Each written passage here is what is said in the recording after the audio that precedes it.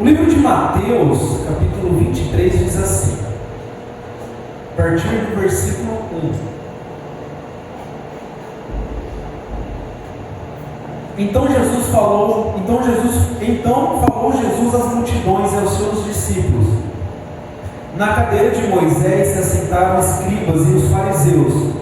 Fazei e guardai, pois, tudo quanto eles vos disserem. Porém, não os imiteis nas suas obras, porque dizem e não fazem. Atam fardos pesados e difíceis de carregar, e os põem sobre os ombros dos homens. Entretanto, eles mesmos nem com o dedo querem movê-los.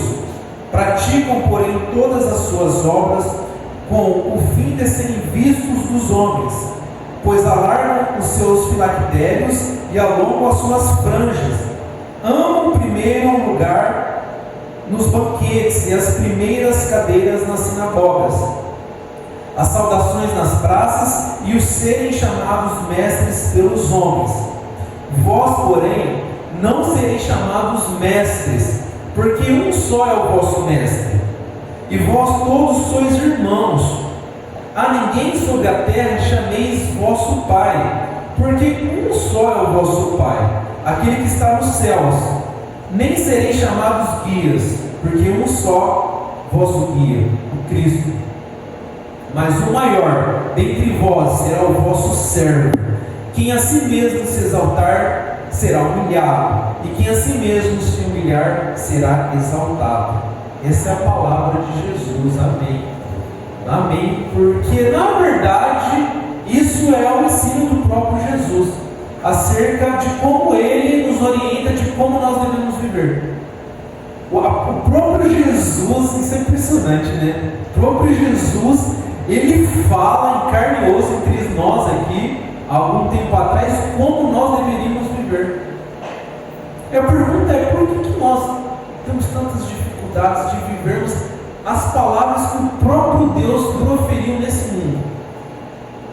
Se nós pensarmos que isso é uma palavra do próprio Jesus, uma palavra clara de como ele queria que nós hoje, na Igreja Batista do Centro de Garça, aqui na cidade de Garça, como nós deveríamos viver, isso deveria ser uma forma impressionante de nós debruçarmos dentro dessas orientações e termos a maior concentração de praticá-las, porque isso é uma ordenança do próprio Jesus.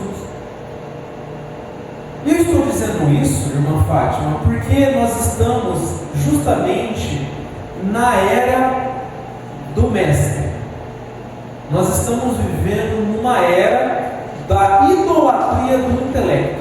É esse texto, é esse tipo de conversa que Jesus puxa e ele confronta o povo daquela época, justamente de um fato que tem repetido por anos e anos e anos e chega na nossa era, a era do intelecto.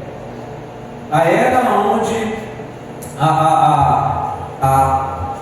o ser chamado de mestre, a era de você idolatrar o intelecto, ela está cada vez mais comum dentro da prática das próprias igrejas, aonde Jesus diz que aqueles que se humilhar serão exaltados, mas não aquela humilhação de você realmente ser maltratado, mas aquela humilhação de você entender que tudo vem de Deus, tudo procede de Deus. Nós não temos capacidade de criar nada, nós não temos capacidade de fazer uma interpretação e nós passarmos essa interpretação, e essa interpretação passar o resultado da vida de alguém. Mas quem faz isso é o próprio Jesus. E esse tipo de humilhação que nós devemos ter, de entender que o próprio Jesus nos dá essa orientação. E de fato, realmente, muitas vezes não é isso que nós vemos. Nós estamos justamente, eu repito, na era do Mestre, a era da idolatria do intelecto. Porque, embora isso pareça ser estranho, idolatria do intelecto, isso, Márcio, é uma idolatria, é um pecado muito sutil.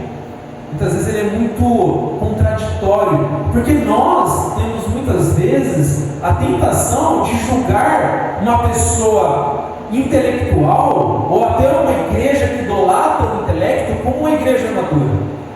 Nós temos muitas vezes a dificuldade e nós temos o julgamento de considerar considerar pessoas idólatras intelectualmente, ou idólatra da letra, idólatra dos ritos, como um sinônimo de maturidade espiritual. Muitas vezes é esse tipo de análise que nós fazemos das nossas conversas que nós temos nas nossas cidades, por exemplo. Uma análise próxima a gente. As nossas conversas, a gente vai ali na cidade aqui, vai ali conversar com um cá, conversa com o outro acolá, e muitas vezes nós percebemos que a igreja, versus as orientações que Jesus deu de como Ele espera como seja a conduta da igreja dele, que nós erramos nesse tipo de análise de comportamento. Nós temos facilmente a facilidade de cair nesse tipo de pecado sutil, de nós confundirmos a idolatria do intelecto versus uma maturidade espiritual. Por isso que hoje o tema da nossa mensagem, continuando a importância de nós sermos servos e a importância de nós entendermos a misericórdia do Senhor, Márcio, nós vamos nos debruçar e explicar um pouquinho melhor sobre esse tema. O tema de hoje é servo versus mestre. O que é nós sermos servos e o que é ser mestre? Onde o próprio Jesus ele diz: para com esse negócio de vocês quererem ser conhecidos como mestre, vocês querem ser conhecidos como os guias, porque o que estava acontecendo nesse texto é que a própria turma religiosa do momento, ela gostava disso. Ela gostava das tranças, dos ritos, dos filactérios, dos amuletos gospel na época, né? O movimento gospel da época, que eram os filactérios, ou seja, aquelas caixinhas que tinham a palavra de Deus escrita, e ela era escrita e colocava com cordões grandes, as suas franjas grandes, para ser reconhecido: esse cara é um mestre. Para de longe eles serem reconhecidos como os guias, como pessoas que eles eram os guias da sociedade, eles eram os pilares de condução espiritual do povo. E muitas vezes os mestres de hoje, não que eles ficam exigindo que eles sejam chamados de mestre, mas nós percebemos pela própria falta de evitar isso de alguns líderes hoje da igreja.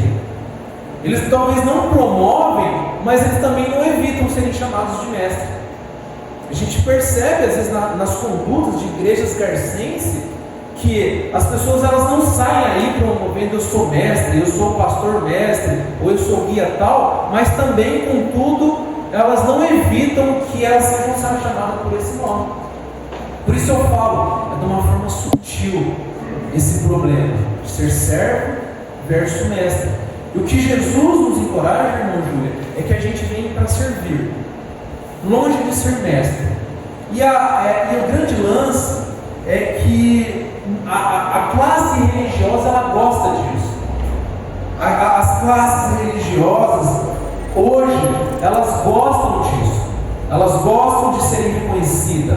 A classe religiosa ela gosta do rito, ela gosta do auto-reconhecimento, ela gosta da publicidade, ela gosta desse tipo de rótulo, o rótulo do mestre, o rótulo do cara que é um tipo de líder diferente, ele que é o pivô da condução de tal cidade, de tal igreja. Nós muitas vezes nos apegamos isso perto da gente.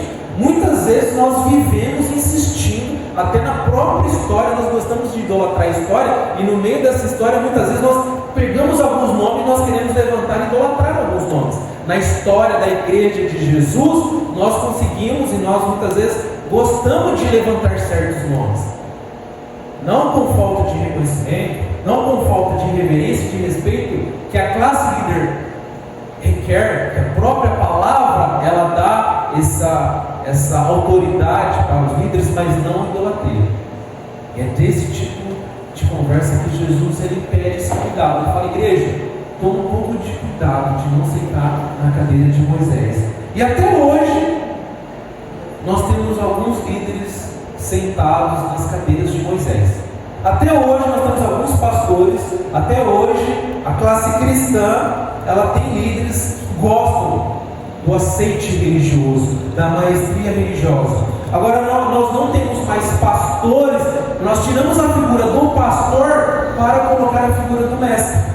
Nós tiramos mais agora aquela figura do pastor, aquele que realmente, literalmente, significa a palavra pastor, aquele que conduz, aquele que se envolve com o rebanho, aquele que cuida, aquele que vai atrás, aquele que se envolve com o povo, para agora uma figura mais carismática, uma figura mais intelectual,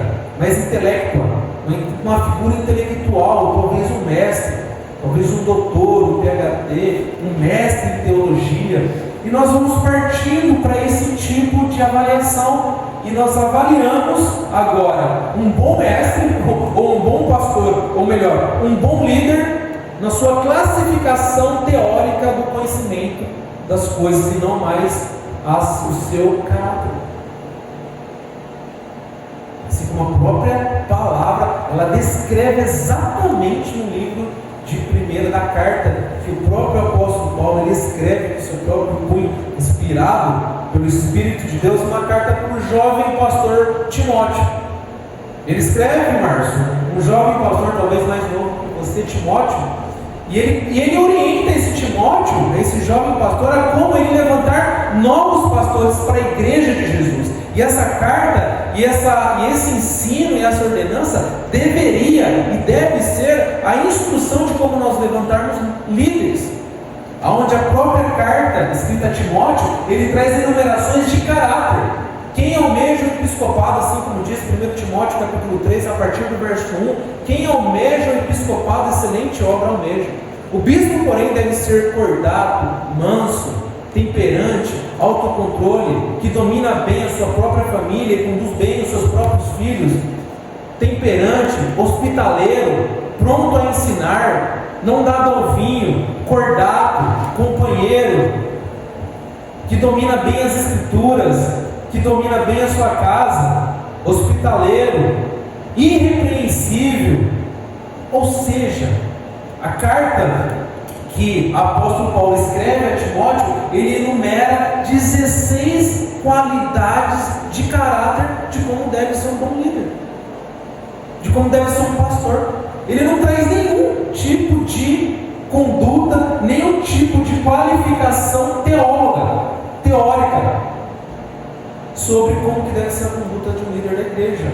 Não que seja uma apologia, não que seja uma pregação, um ensino contra o conhecimento, contra o estudo, não, pelo contrário. Mas o estudo em si, ele não deve ser a causa, ele não deve ser a raiz e o pilar da mudança de uma vida de uma pessoa. Nós devemos estudar, nós devemos debruçar, devemos conhecer, e quanto mais nós conhecemos, cada vez mais nós estudamos, mais nós diminuímos, mais nós nos colocamos na dependência de Deus. Hoje eu estava vendo um vídeo que eu mandei até para a irmã Clarice, sobre quantos cientistas que se converteram, e quanto que muitas vezes a classe cientista ela não fala, até por questões de medo e perigos de perseguições, mas quantos cientistas são cristãos? Porque eles não falam, porque quando eles falaram, eles perdem o patrocínio, perdem as bolsas, perdem as contribuições, e eles vão sendo perseguidos nas universidades. Mas depois que eles terminam as pesquisas deles, aí eles começam, depois que terminou tudo, eles começam a revelar a glória de Deus. Ele fala: agora que eu terminei a pesquisa, não tem como, eu posso revelar que Deus existe, eu sou cristão, e não tem como eu ir contra o criacionismo, uma mente inteligente por trás das coisas. Não tem como. No meu estudo, cada vez mais que eu estudo, a conclusão que eu tenho é que Deus existe. E a maioria dos cientistas, quando conclui as suas pesquisas mais importantes, eles vêm à tona e eles revelam o que eles sentem, o que eles pensam. E muitas vezes é justamente disso que nós devemos entender, que hoje o conhecimento, ele só é um vagão que vem atrás de uma locomotiva, que é a própria dependência da suficiência de Deus, onde o próprio apóstolo Paulo, ele diz isso: a letra mata, mas o Espírito vivifica. Porque nós vivemos conformados que a nossa capacidade de interpretação que Deus fez, ela é capaz de mudar a vida das pessoas, nós já estamos falidos, nós já estamos mortos. Se nós conformarmos que uma capacidade de um líder, de alguém interpretar pela sua eloquência, pela sua habilidade, pela sua capacidade de interpretar, e ele conduzir, e ele aconselhar, e ele falar, você faça isso baseado no que eu penso, é morte. Agora, quando nós nos dependemos, mesmo conhecendo a palavra de Deus, mas na suficiência de Deus, o Espírito vivifica. É impossível nós termos um entendimento da palavra de Deus sem o Espírito de Deus. Por isso o próprio apóstolo Paulo, ele termina esse tipo de assunto, quando ele manda essa carta para Coríntios, falando, vocês são a minha carta. Vocês são a própria carta escrita, vocês são o fruto do que eu tenho para mostrar, vocês são o meu diploma, vocês são o meu mestrado, o meu doutorado, porque vocês não são uma carta escrita em tábuas, mas uma carta escrita em carne. O fruto que vocês exercem é o próprio resultado nosso. Por isso ele fala, pois a letra mata e o Espírito vivifica na suficiência de Deus. Ou seja, nós agora, pelo Espírito, pela graça de Deus, pelo que Deus escreveu, pela suficiência de Deus, nós nos rendemos em humilhação, graças ao nosso Senhor Jesus Cristo, e assim nós vamos vivendo, mediante a uma suficiência de Deus. Por isso hoje, nós estamos dentro de uma classe que está pervertendo, está mudando um pouco as qualificações da liderança da igreja atual. Uma liderança que deveria ser reconhecida pelo caráter, primeiramente, e depois por todas as outras coisas que queira acrescentar: o ensino, a faculdade, uma teologia, um mestrado, um PhD, uma ciência, tudo é bem-vindo, mas tudo com todo o caráter na frente. Muitas vezes hoje nós nos deparamos e nós nos admiramos pelas qualidades técnicas, pelas qualidades das habilidades, sem muitas vezes olhar e avaliar o caráter. Muitas vezes nós vemos líderes hoje eloquentes, mestres, chamados de mestres, mas contudo repreensíveis no seu caráter. E a gente vê isso na sua própria fala nossa, no nosso dia a dia nosso, nos corredores das calçadas das nossas cidades. Primeira coisa que nós perguntamos, qual é o pastor daquela igreja? Você é pastor daquela igreja? O pastor daquela igreja é o pastor tal, ele fez o seminário tal. Que seminário que você fez? Qual instituição você estudou? Que seminário? Eu fiz o seminário da igreja de Jesus. Eu estudo a palavra de Jesus. Quando você vê as características que Paulo traz, ele traz caráter, ele traz conduta. E muitas vezes nas nossas conversas nós queremos saber qual a instituição reconhecida pelo MEC que foi a responsável para avalizar quem vai ser o pastor da igreja do Senhor Jesus Cristo. O MEC hoje, segundo muitos cristãos, ele tem mais poder de avaliação e mais poder de justificar e de determinar quem deve ser pastor mais do que o caráter baseado na palavra de Deus. Hoje, se uma instituição, ela é pautada pelo MEC, pelo Ministério de Educação Governamental, você tem um diploma, você é um bom pastor. E nós temos essa tendência, nós temos essa tentação de querer saber qual é a instituição do seu pastor. E volto a dizer, sem problema nenhum, pode estudar no MEC, pode estudar na escola, pode fazer uma faculdade, deve fazer uma faculdade de teologia. Eu mesmo tenho vontade de fazer várias, mas contudo, o caráter deve vir na frente. Nós não devemos idolatrar o intelecto. Por isso, a mensagem dessa noite é justamente essa: servos versus mestre. Porque no versículo 23 do próprio livro de Mateus, olha só o que o próprio Jesus diz. No livro de Mateus, capítulo 23, no verso 23 também. Ai de vós, escribas, fariseus hipócritas, porque dai o dízimo da hortelã, do endro, do cominho, e tendes negligenciado os preceitos mais importantes da lei: a justiça, a misericórdia e a fé. Deveis, porém, fazer estas coisas sem omitir aquelas. Percebe só? Percebe como são totalmente ligados aos atos religiosos, à maestria do conhecimento, aos títulos, aos posicionamentos, porém não exercendo atos de misericórdia.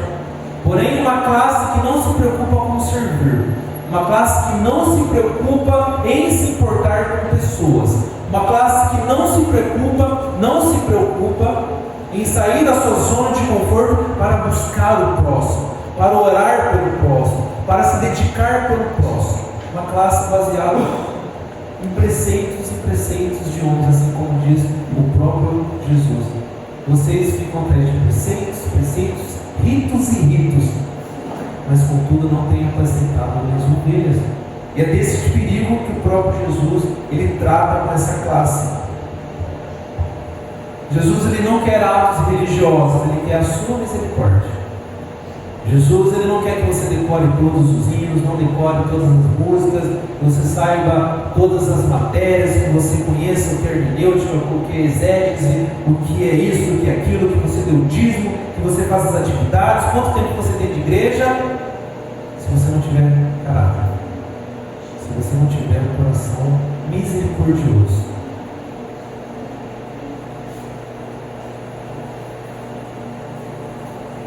Ai de vós, escribas, pois tem negligenciado os preceitos mais importantes: a justiça, a misericórdia e a fé. Por isso que vem na frente para Jesus é um espírito de misericórdia. É uma igreja misericordiosa, uma igreja que ela tem essa visão, uma igreja que ela não está nem aí para idolatrar mestre, idolatrar pastor, dá o devido respeito a quem deve dar respeito, a honra a quem deve dar honra, respeito a quem respeito, autoridade a quem é autoridade, dar de César o que é de César, mas glórias e idolatria somente a um Jesus Cristo, somente a um Senhor Jesus. Por isso no livro de Lucas capítulo 8, nós temos um bom exemplo, bem interessante, agora no livro de Lucas, no Evangelho de Lucas capítulo 8, um exemplo bem que vem de encontro com isso que Jesus fez. Agora um relato de Lucas no capítulo 8, de uma forma prática, como pessoas que se deparam com a graça de Jesus, eles devolvem um ato de misericórdia naturalmente. Como pessoas impactadas pela graça, eles se tornam servos. E qualquer tipo de pessoa. Eu quero ler para você o livro de Lucas capítulo 8, a partir do verso 1, que diz assim: Aconteceu depois disto que andava Jesus de cidade em cidade, de aldeia em aldeia, pregando e anunciando o evangelho do reino de Deus. E os 12 iam com ele. E também algumas mulheres que haviam sido curadas de espíritos malignos, de enfermidades, Maria chamada Madalena, no qual saíram 7 demônios, e Joana, mulher de Cusa, procurador de Herodes, Susana e muitas outras, as quais lhes prestavam assistência com os seus bens. Aqui nós estamos vendo a nobreza do servir. Como que se você pode se tornar um nobre em servir? Eu vou explicar melhor isso, porque nós estamos vendo um resultado, uma forma prática de pessoas impactadas pela graça, como que elas geram um resultado de misericórdia naturalmente. Eu quero que você imagine o quanto que deveria custar o ministério de Jesus, onde Jesus diz: leve uma túnica só, não se preocupe em comer, o que beber, onde dormir, só vai, uma túnica. Agora você imagina os 12, só os discípulos, imagina os outros discípulos, todo dia, comendo e bebendo, café da manhã, um almoço e uma janta. Quanto que não custava, quanto que eles não precisavam de pessoas sustentando, ofertando, assim como a palavra diz, prestando assistência com os seus bens. Eu fico imaginando por que Jesus usa esse método. Ele fala: não leva nada. E talvez me leva a crer que o próprio Jesus, ele queria promover uma igreja que tivesse um espírito misericordioso. Ele já queria, dentro do seu próprio ministério, promover atos de pessoas que tivessem misericórdia e tivessem uma sensibilidade de olhar para o seu ministério e falar: esse ministério é o maior ministério que existe da humanidade. Eu quero participar dele, eu quero contribuir para Jesus, o Deus eterno que me salvou, que tirou 7 demônios de mim, aquele que me deu a graça. A essas mulheres, onde tem uma mulher chamada Joana, no versículo 3, e a Bíblia diz que ela era mulher de Cusa, e esse Cusa era procurador de Herodes, ou seja, Herodes, o governador da província do Império Romano, o grande Império Romano. O governador Herodes, o grande Herodes, tinha um procurador, ou seja, abaixo de Herodes vinha ele, aquele que assinava. O Herodes não estava, procura o Cusa. É ele que vai resolver, é ele que é o procurador, é ele que assina, é ele que resolve, é ele que decide. Ou seja, abaixo de Herodes vinha ele, a mulher dele, uma nova mulher, da nobreza, da classe nobre do Império Romano, era a provedora dos bens, que financiava e ajudava o ministério de Jesus. Aonde a graça, a misericórdia. O nobre, impactado pela graça, ele se torna um servo. O nobre, impactado pela graça de Jesus, ele se torna misericordioso. E um religioso, sem a graça de Jesus, quer se tornar um nobre. Um religioso, sem o impacto da graça, da misericórdia de Deus, constantemente quer se tornar um mestre, constantemente quer se tornar um ocupante da cadeira de Moisés, constantemente quer se tornar um reconhecido pela classe cristã. Por isso, quando a graça, a misericórdia é diferente de nobreza. Por isso, há nobreza como servir. Pessoas nobres, pessoas que tinham tudo para serem as pessoas reconhecidas pelas suas habilidades, pelos seus bens, decidem financiar o ministério de Jesus. E a pergunta é: o que nós estamos financiando? Nós estamos financiando o ministério de Jesus, ou nós estamos financiando o ministério da classe religiosa? Nós estamos sendo descendentes dessas mulheres. Está aqui um bom dia para a gente promover e parabenizar algumas mulheres, assim como foi o dia das mulheres no sábado. Nós temos algumas delas: Maria, Madalena, Joana, Cusa, talvez a Clarice, talvez a irmã Fátima, talvez a tia Lourdinha, talvez a Gabi, Ivone, Rosemary. Mulheres de Jesus que querem financiar e sustentar a obra de Jesus, ou mulheres que querem financiar a obra religiosa.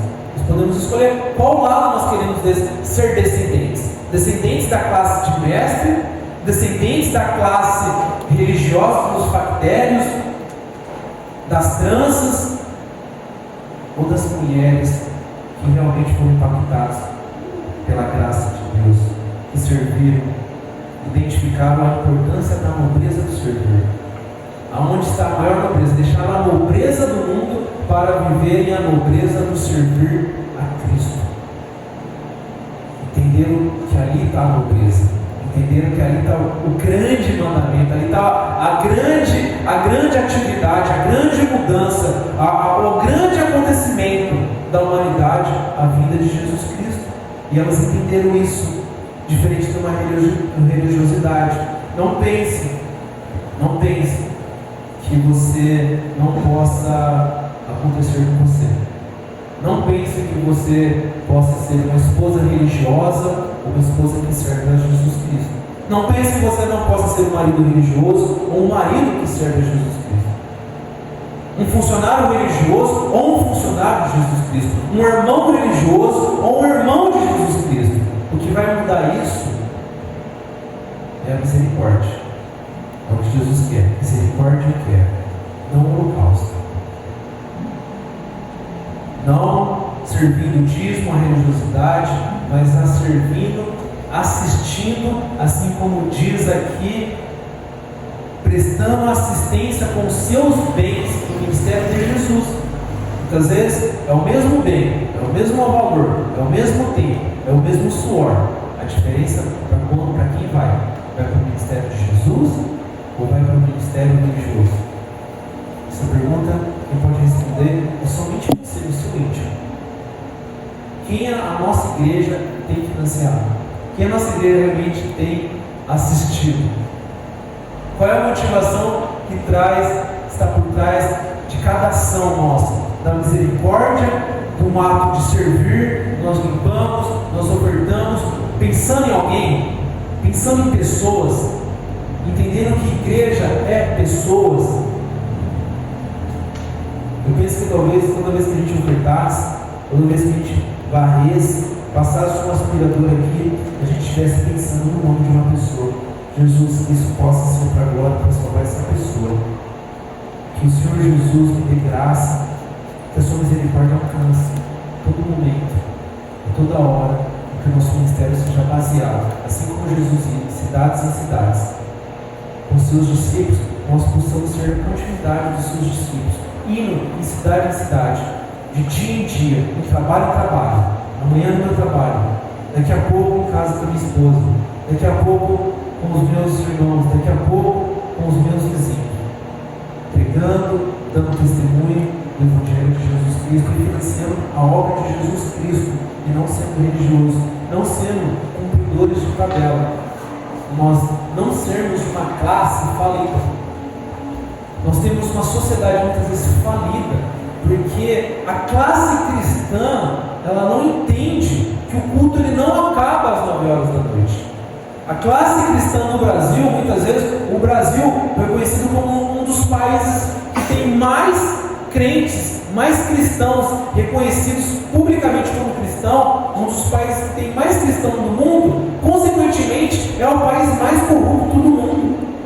Talvez essa sociedade falida e essa controvérsia, ela acontece pela falta do entendimento do cristão, entender que o culto ele continua ou ele começa quando realmente acaba a atividade do horário das 7h30, das 7 às 9h30. Aí que continua o seu culto racional, o seu sacrifício vivo, santo e agradável a Deus, lá fora, lá dentro do carro, com a sua esposa, amanhã, no seu trabalho, à noite no seu travesseiro, nos seus pensamentos, no seu espírito misericordioso, na sua vontade, desejo e capacidade de se importar por alguém. O quanto que você pensa e sonha com a conversão de um parente, de um filho, de um primo, de um vizinho, e não para a classe religiosa, não para a classe cumpridora de tabela.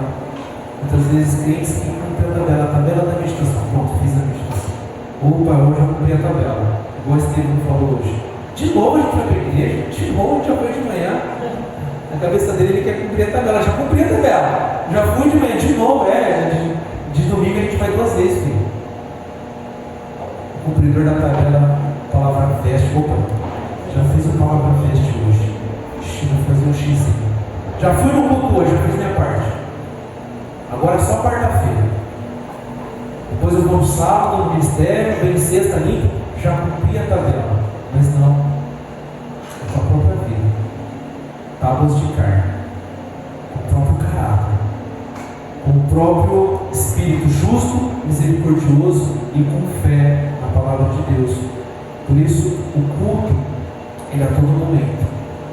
Para nós sermos servos e não mestres, nós devemos, Márcio, a todo momento estarmos dispostos a sermos uma igreja misericordiosa, a termos um espírito misericordioso, eu ser misericordioso, eu me importar com pessoas. Talvez é disso que Jesus permitiu que nós tivéssemos essas mulheres como testemunho, mulheres que deixavam a nobreza, porque viram que o ato mais nobre era estar dentro da obra de Jesus, não participar da religiosidade, mas participar da obra de Jesus que está acontecendo dia após dia. No livro de Salmos 145, que nós vimos essa semana, é muito oportuno nós relembrarmos. O livro de Salmos 145 diz assim: Salmo 145 versículo 9.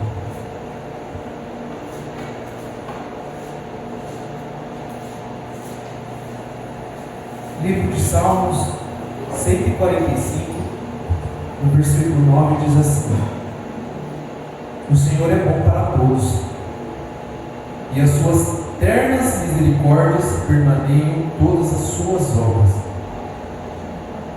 Todas as tuas obras te renderão graças, Senhor, e os teus santos te bendirão, falarão da glória do teu reino e confessarão o teu poder, para que os filhos dos homens se façam notórios os teus poderosos feitos. O Senhor é bom para todos, versículo 9 novamente. O Senhor é bom para todos, e as tuas ternas misericórdias permeiam todas as suas obras. Ou seja, a misericórdia do Senhor está em tudo. A misericórdia permeia todas as suas obras. A misericórdia do Senhor está em tudo. Você só está aqui nessa noite, você só respira, você só está sentado nesse banco, você só está concentrado em estar sentado nesse momento, em ter entendimento, porque Deus te permite. Você só está vivo, você só está raciocinando nesse momento, porque a graça de Jesus, a misericórdia de Jesus te alcançou nesse momento.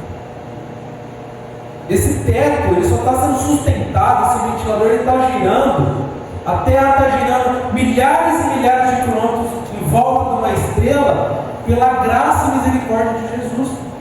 É que talvez nós não entendemos isso. Nós não entendemos que nós estamos aqui vivos nesse momento pela misericórdia de Jesus, pois as misericórdias do Senhor não têm fim, elas se renovam cada manhã. Amanhã você vai se levantar porque Jesus quer, porque Jesus permite.